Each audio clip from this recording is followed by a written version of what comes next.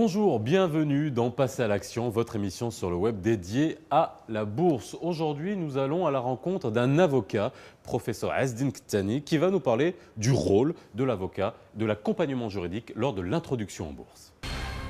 Professeur Kettani, bonjour. Ravi de vous recevoir aujourd'hui dans Passer à l'action, le magazine dédié à la bourse sur le web. Alors, nous avons vu dans les épisodes précédents l'importance pour les entreprises qui souhaitent s'introduire en bourse, qui adoptent cette démarche d'introduction en bourse, de se faire suivre par des professionnels. Nous avons vu les experts comptables et aujourd'hui, nous allons parler de votre rôle, le rôle essentiel de l'avocat dans l'accompagnement juridique dans l'introduction en bourse. Quel est-il exactement ? Vous savez sans doute que l'introduction en bourse implique l'accomplissement d'un certain nombre de formalités. Ces formalités sont d'abord, je dirais, même en utilisant un pléonasme, de pure forme, mais aussi de fond. Il y a des démarches de fond et des démarches de forme. Sur le plan de la forme, il y a effectivement un ensemble de documents à préparer. Et cet ensemble de documents à préparer c'est un ensemble pour initier. Donc, il ne suffit pas d'avoir de bons statuts pour dire je vais rentrer en bourse ou d'avoir de bons procès-verbaux d'assemblée générale ou d'organes décisionnels pour dire voilà, j'ai accompli les formalités qu'il faut. Donc, il y a sur le plan de la forme la vérification par le juriste de la satisfaction que l'entité concernée a apporté à la loi ou à la réglementation en vigueur pour que son dossier soit accepté. Ensuite, il y a le fond. Ça va de pair, mais le fond est important parce que ces PV des instances qui ont décidé l'introduction en bourse doivent être vérifiés. Est-ce qu'on a utilisé les formules qu'il faut ?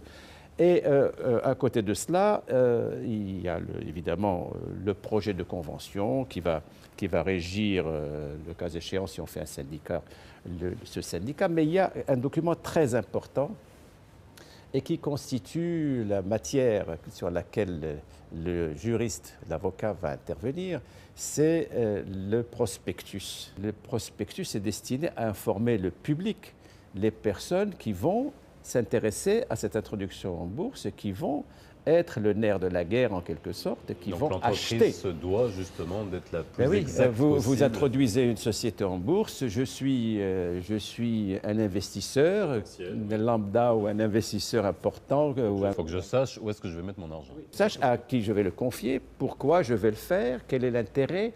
Donc il y a un ensemble d'informations que l'on va me donner. Mais le juriste est là pour voir si effectivement, lorsque l'on a prétendu que cette société a eu régulièrement des augmentations de capital, vérifier, si on peut donner des exemples simples, est-ce que ces déclarations qui sont insérées dans cette note sont des déclarations qui reposent sur des éléments effectivement vérifiables et vérifiés auprès du tribunal, au service du registre du commerce, auprès d'autres entités. Bien sûr, il restera à savoir pour le financier, est-ce que ce que l'on a prétendu comme bonne santé financière est quelque chose qui correspond à la réalité ou est-ce qu'il y a quelque chose à corriger. Donc, mon travail ou le travail du professionnel juriste va consister à se concentrer sur cette notice d'information, d'autant plus qu'il va la signer. L'environnement juridique boursier, je suppose, diffère d'un pays à un autre. Est-ce qu'aujourd'hui au Maroc, on a les mêmes règles qu'on pourrait avoir pour les places, on va dire, soit sud-africaines, soit américaines, soit françaises? Il est clair que pendant de nombreuses années, nous étions sous un régime, j'allais dire, qui correspondait aussi à la configuration du milieu, c'est-à-dire que l'activité en 1929, 30, etc., d'ailleurs ça ne s'appelait pas la Bourse des valeurs, ça s'appelait l'Office, etc. Et donc, je peux dire que ce qui a été important, ce sont les réformes qui se sont succédées et qui ont fait qu'aujourd'hui, effectivement, on peut ne pas rougir du tout de la réglementation boursière marocaine, puisque la société telle qu'elle est structurée aujourd'hui, ne vit pas dans un vase clos.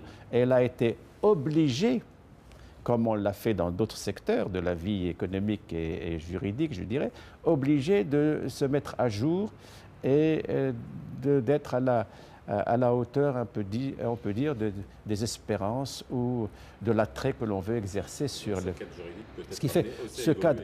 Pardon, bien sûr, ça peut être amené à évoluer. Puis il y a des organes qui ont été mis en place. Le CDVM, par exemple, apporte une contribution considérable aussi à tout cela. Donc, la société de bourse d'un côté et le dépositeur central de l'autre, le CDVM, gendarme de la bourse de l'autre, tout ceci fait que nous présentons un environnement tout à fait sérieux, marqué par une excellente gouvernance, je dirais pas par une bonne gouvernance, d'une transparence que les utilisateurs du marché boursier espèrent, d'une simplification, parce que nous avons 5 marchés boursiers, comme chacun sait, et c'est très clair, c'est le marché des actions, le marché des obligations, le marché des fonds, et les opérateurs,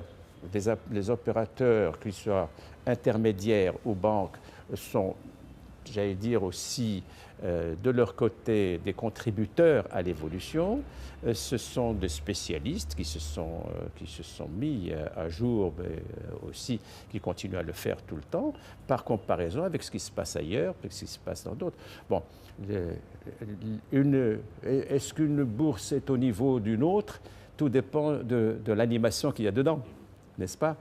Mais je pense que nous avons une société de bourse qui est tout à fait attrayante et dont on n'a aucune raison de craindre qu'elle ne puisse pas attirer des investisseurs importants, d'autant plus que je pense qu'elle s'est dotée de moyens modernes, de technologies modernes importantes, puisque le site de la bourse est riche en informations qui ont été, moi j'ai été impressionné par cela. Elles ont été banalisées, ces informations qui sont accessibles et compréhensibles pour le commun des mortels. Professeur Kitsani, merci d'avoir été avec nous. Dans Passer à l'action, nous on se retrouve très bientôt dans votre émission sur le web dédiée à la bourse.